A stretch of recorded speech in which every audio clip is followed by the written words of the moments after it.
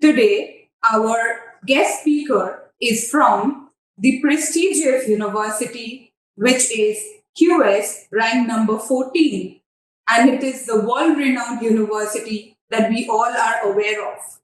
It is none other than University of Melbourne. And our guest speaker today is from University of Melbourne, Miss Vandita Bhargava. Hi, Vandita, how are you doing today?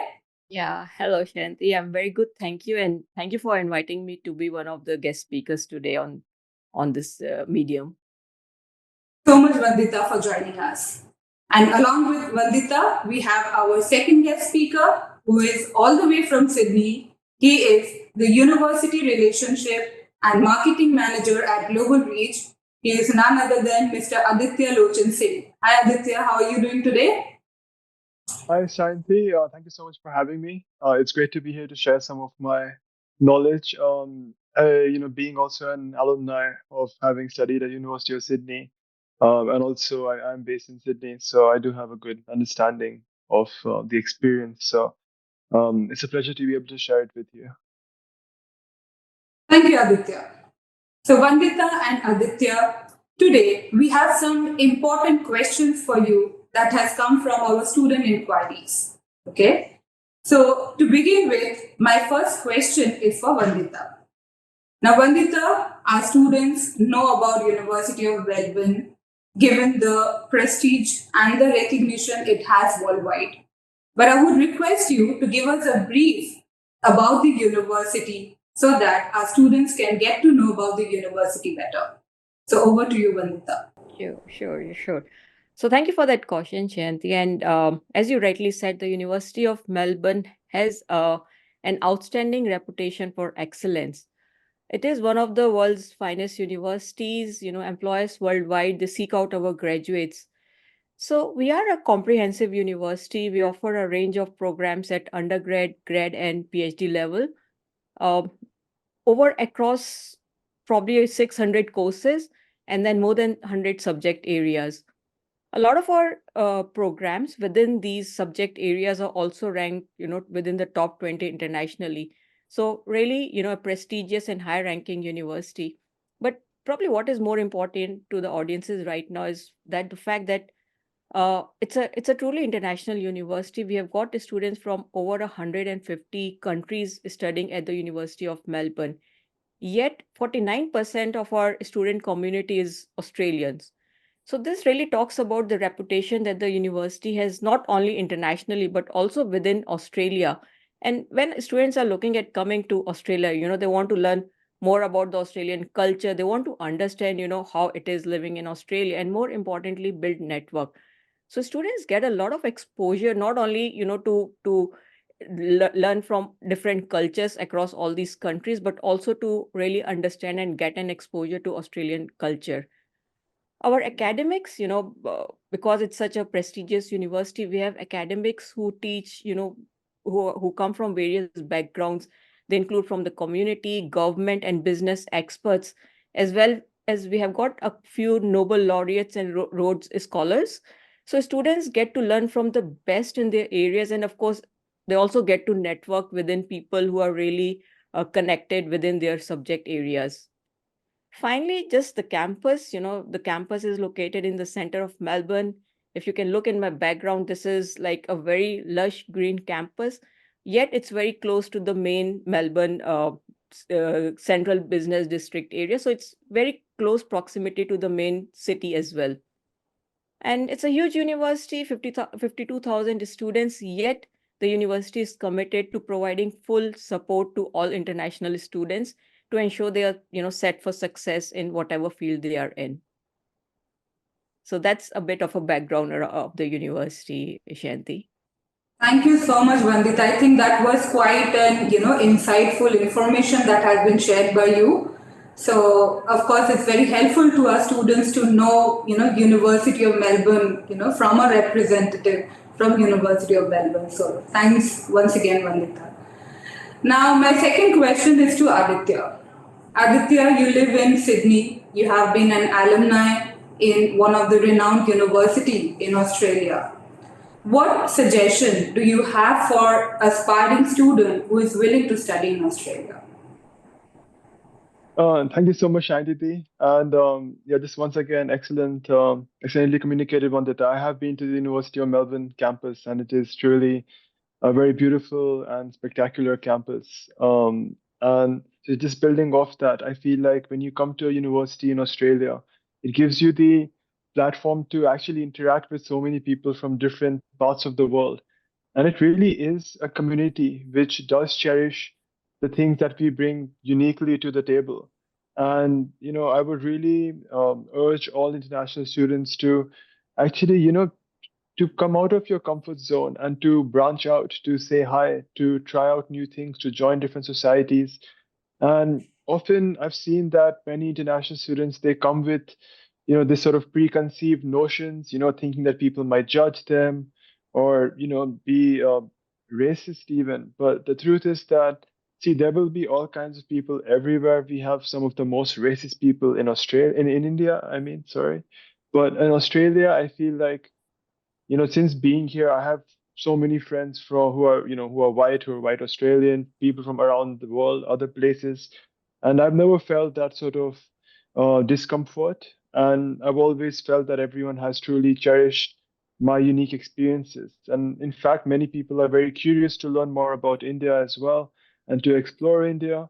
So yeah, I would urge you to come and really, make the most of this global experience that you will have by studying in Australia and at universities like the University of Melbourne.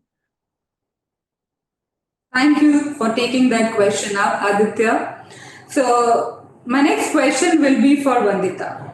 Now, Vandita, University of Melbourne is a dream university for many students. I would like to take your suggestion as to what are the key factors a student need to consider, while applying to University of Melbourne. What should they, think before they apply to University of Melbourne? So, over to you, Vandita. Sure. Thank you. And that's a really very good question in terms of, you know, students look at University of Melbourne or other, top universities. And as you said, it becomes their dream university. But probably the first thing that students need to be aware of, or, they should be prepared is for a university experience, which is not only limited to classroom studies. So it's very important for students, as Aditya mentioned, to come out of their comfort zone and be prepared to, to be to have all these different learning experiences. There are a lot of field trips, projects, group works, internships, volunteering opportunities, etc. Because see, we are trying to build the skills of all our students. So it's important to develop these skills. A lot of learning happens within the classroom, but a lot of learning also happens and takes place outside of the classroom. So the first important thing is that students, when they are looking at applying to University of Melbourne, especially, they should come prepared to be able to get out of the classroom mode of studies and try to experience and experiment new ways of learning. The other important thing is that they need to consider whether the university is a right fit for them. So and that is something which is and that's probably some homework that all the students should be looking at whenever whichever university they're planning to apply for. And as a student, you get a lot of opportunity to interact with alumni, current students. You get an opportunity to understand the content, the content of the program, the structure of the program that you're planning to apply for. So as a university, most of the universities, we have ongoing sessions by faculties. They talk about the programs, the alumni, students. There are a lot of places where you can find more information. So the idea is that first of all, be prepared to come and learn in a new environment. B, find out whether the University of Melbourne is a right fit for you. And once you have done all this, homework, then it's probably about you look at applying. And majority of our programs, as an example, we consider previous academic scores and English language proficiency, which is like TOEFL, IELTS, or PTE. And then students, they can reach out to our representatives such as yourself and find out the exact requirements and start with the process. But the process is, for us, that's the final stage. But the initial stages before that is to really find more about the university and decide whether it is going to be the right fit for them, and do a lot of homework before they make that before they start that journey. Absolutely, Vandita. And honestly, my next question would have been quite related to this because we often find that students, come to us, they are confused when they have more than one offer letter from a group of eight university, like University of Melbourne and others. So they are spoiled for choices. They come and seek, suggestion from us which to choose and which not to. So, would you like to add, something to it as to how can they make the, choices between universities? What should they consider? Mm-hmm. See, you're right. If students, if they're academically bright students, they would certainly be having, more than a few offers, few Geo 8 offers in their hands. And at that time, probably it's difficult for them to decide which, offer I should choose. So I think so. It starts from probably just my previous question where hopefully you would have done enough research before, as students they have applied, but still, the students don't want to take a risk. They'll probably end up applying to two or three and then they want to take a call. So I think so it's important again for them to find out what is the best fit for them. So even within the course content, and as an example, the program they would be applying for, the program name could be the same within different university, but the course structure, the course content, the way it's being taught, that would differ from university to university. So probably again it's time for them to delve more into what the program is all about, reach out to, there's a strong alumni and current student community out there for most of the GO8s. So try to reach out to them, attend sessions, and really find that this is the university you want to join. You want to spend your next 2 or 3 years in this kind of an environment, and then they take that call. And of course, budget is also one of the things that you would probably need to consider. So that's a time when you see, okay, is this a university where I can spend x amount of money in my fees, and the city itself, how vibrant, like Melbourne is a very very vibrant multicultural city, whereas some other city in Australia might be a quieter. So it's something, what is the student's personal preference.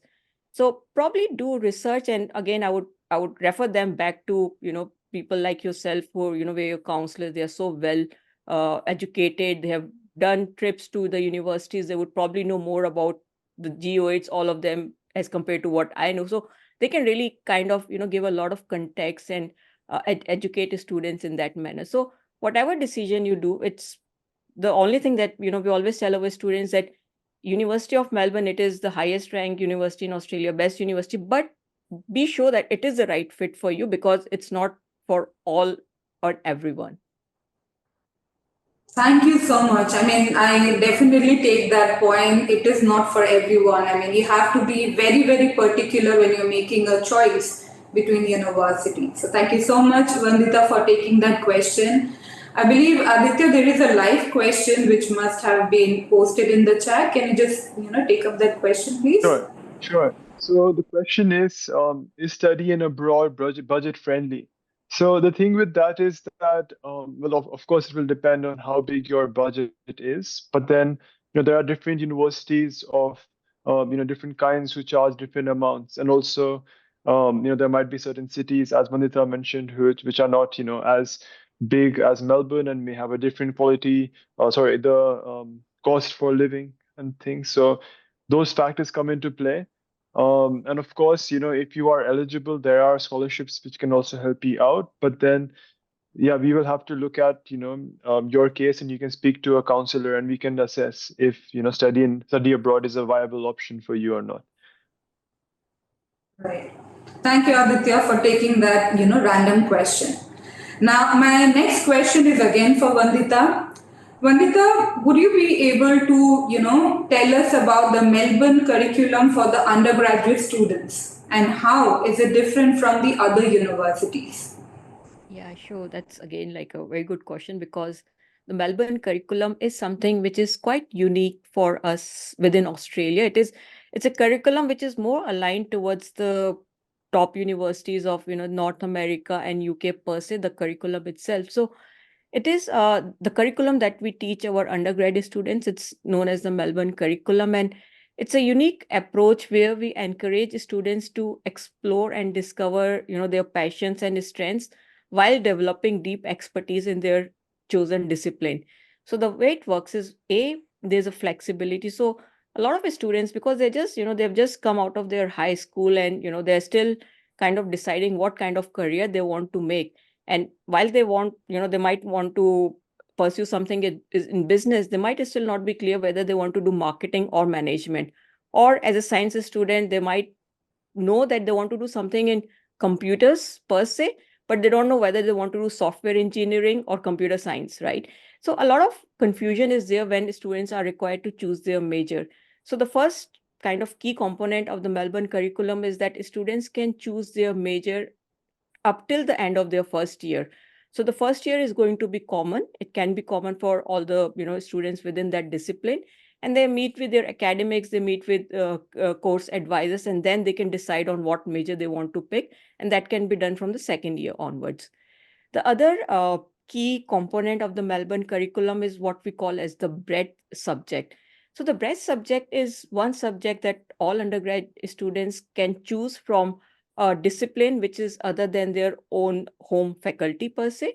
So let's say, as an example, if it's a Bachelor of Science student, but they also want to understand something in business, like, they want to probably do their own startup, or, have an understanding of a business subject, 25% of their overall curriculum would be on the basis of their breadth subject. So uh, another example is like, a business student taking up a language. So, a business student thinks that, oh, I would probably be doing a lot of business, let's say with China or with Europe, some country.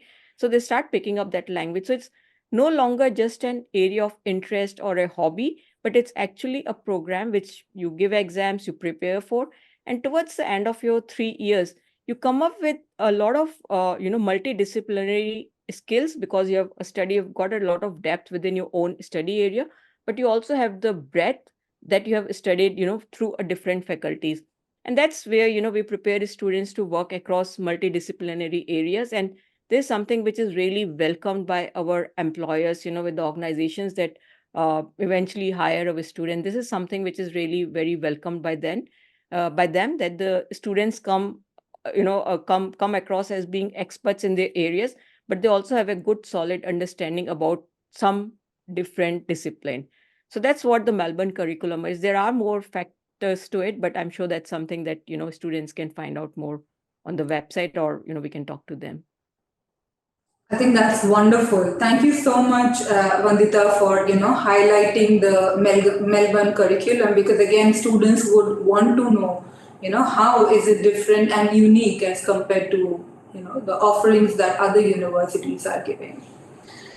Now, to this, my next question is for Aditya. Now, Aditya, there has been some recent changes, in immigration rules pertaining to post-study work rights for international students. And like we are aware, our Indian students largely remains unaffected by such changes. However, can I request you to share some insight to it, please? Sure. So, as you mentioned, a lot of Indian students are, they remain unaffected with the new changes. But essentially, what the post-study work looks like is that if you study in Sydney, Melbourne, or Brisbane, then you'll get 2 years of post-study work visa after finishing a bachelor's. And there is a third year possible if you do an honors in your bachelor's degree for STEM courses. Otherwise, if you do a master's, it is 3 years, and PhD is 4 years. And plus, you can also get, if you go outside Sydney, Melbourne, and Brisbane, then you can get, in some cities another additional year, and some cities another additional year after that. So up to 4 years for a bachelor's. So there are the different things possible which you can look into. But the big change is that, yeah, for example, with masters, a lot of the other countries now they only get 2 years of post-study work, but India still gets three. So yeah, that's on post-study work visa. Thank you for taking that question, Aditya. I think that's important for students to know that nothing major has happened. It's, something which they should be assured of. And of course, it's very safe to go to Australia and study. And of course, you're entitled to the post-study work rights, which is legally, applicable to you. So that's there. Right. So with this, I'll take up the next question again for Vandita. So Vandita, business and engineering are the most popular courses with Indian students when they take up studying overseas. Now, I would request you to share some niche courses which University of Melbourne has in offering for our international student. I think it will be very important for our students to understand that beyond engineering and business, there are many other niche courses that they can take up, which has a global recognition and a career prospect globally. So, what's your take on this? No, absolutely. And again, you are very right that engineering, IT, business, they have been more very traditionally, most of students who come from India, these are the traditionally popular programs that students would choose from. But there's so many new and upcoming programs, and not necessarily new, but new within the understanding for, when Indian students get to know about such programs, something is, I mean, data science has been around for quite a while. But even if you look at food technology, environment, architecture, construction management, there are so many opportunities in these areas. Health related programs have really picked up, since we had the pandemic. But if we look at environmental science and even arts program, a lot of students have started coming in for media and communication, TV and film. All of a sudden, a lot of students are also getting into non-traditional programs. So our law program, as an example, that's amongst the top 10 worldwide. It's ranked very high, the law program. So see, all the programs that we have over 600 programs, as I'd mentioned, 100 subject areas. But probably what I would like to tell students is that it's the programs is go in for something that really interests you. It's not only engineering, business, and IT. There are a lot of opportunities, no doubt, within these areas, but also within other areas. So first is, what is your interest area? Because if you come to a university, such as Uni Melbourne, or even other excellent universities, it's more about the teaching, the reputation, and the rankings. The programs have all programs have got great prospects, and that is sorry, what the world has now come to. But it's also your interest. You have to do the right things. You have to network. You're coming over to Australia to get international exposure, to learn about different cultures, networking, learning different skills. Volunteering work, as an example, is such a big thing in Australia that the more you volunteer, the more employable you become. So it's the program is very important for you to choose. But again, you don't have to stick just to the traditional programs. Look at the new things, biotechnology as an example. Like Melbourne, it's known as the Silicon Valley for biotechnology. There's so many industries that are biotechnology oriented, a lot of research happening as well.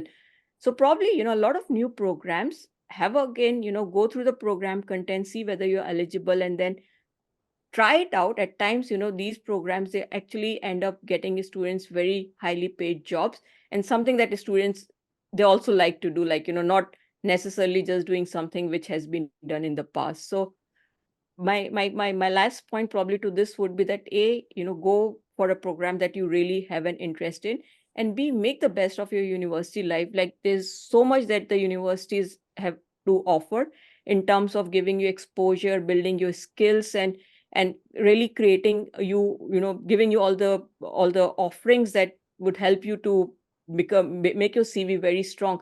So make the most of your university life, and then you would have a great career, irrespective of whether it's on Australia or elsewhere in the world. Thank you so much, Vandita. I think that's again very helpful, for our students to know. And again, let me take up the next question, and this is for Aditya. Aditya, the casual job, it is of interest to our students because they are legally eligible to work part time along with their studies when they are in Australia. So, what would you advise these students who are willing to apply for a part-time job in Australia along with their study? What are the areas that they should keep in mind before they go about applying for these? Sure. Thank you, Shanti. So the thing with working part-time or casual time is that, yes, it is very common and normal for people to do part-time work alongside their studies. And oftentimes it's actually encouraged by many to go out and get some active experience while you are still studying. Because of course, sure, it might help out with your, expenses, which is great, but also it just adds so much more to your experience and you take things away which will help you in other things that you do in life. So it is very common and normal to see a lot of university students do part-time jobs, regardless of whether they are international students or not, because many domestic students also do part time roles outside of their studies. So, now in terms of getting a part time job, um, it might not be handed to you on a silver platter, but it is very attainable because, so I mean, the first thing I would recommend is that, it could be good to get a head start and make a resume, get a CV together. Then it's easy once you get here, you can share it around, you can go into different places. Like I know many people who just go around to the different, coffee shops or different things happening around there, place of residence, and just giving their resume in case someone needs something.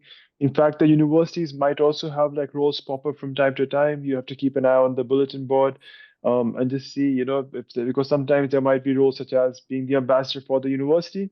When I went to University of Melbourne last time around, I was shown around by an international student who was being paid to by University of Melbourne. And then he was in charge of taking us around, showing us the campus.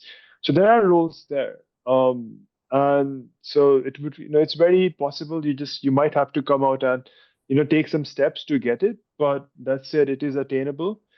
Um, so yeah, I mean, it's great to do that, but also it's good to, keep your ideas in check as to how much you're going to be working, because it's great and you can be earning, a decent amount, even if you work the amount that you're allowed. But um, yeah, you have to sort of also keep in mind that you don't want it to take a toll on your studies, for example, or you want to just do your studies justice as well. But then it's good to be able to also do other things such as a part-time job, and it's a bonus if you can find something which is in alignment with what you are studying, so it helps further. So yeah, I would just try to get a resume together before you come here if you haven't already got one. That would be of great help. Excellent. I think that's really helpful, and people have to be mindful of the requirement before they proceed with applying for any kind of job, be it part time or for perhaps a full time job after they graduate from the university. So with this, Vandita and Aditya, I am done with my questions. But I request Aditya, if you have any question for Vandita in particular before we close the session, then you can take up few points for discussion. So Aditya, Um, anything for Vandita you have? sure. So, Vandita, is there any, as an international student, when you're excited to come to University of Melbourne, um, is there anything that you would advise them, in terms of um, what they can expect? Like, in terms of when they come to Australia, is there any particular thing that comes to your mind that, they should just sort of be mindful of?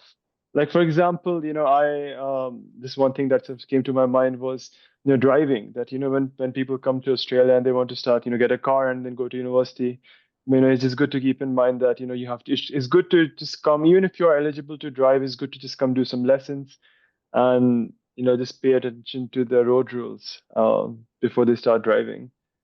Um, yeah, is there Absolutely, anything? Aditya. I mean, I think so. While you were asking that question, what comes to my mind is probably just be open to making friends from from different countries. Don't just kind of stick to your people like whom you're comfortable with. So my probably advice or guidance for students would be that it's important for you to really come out of your comfort zone. I think so that's the biggest thing that we want students to Mm, do is if you want to study with other people and other Indian students, stay in India. You've got lot of opportunities in India. But if you're coming, you're making it's a huge expense, a lot of, money gets, and then of course, your time, expectations, and that can be fulfilled only if you come out of your comfort zone.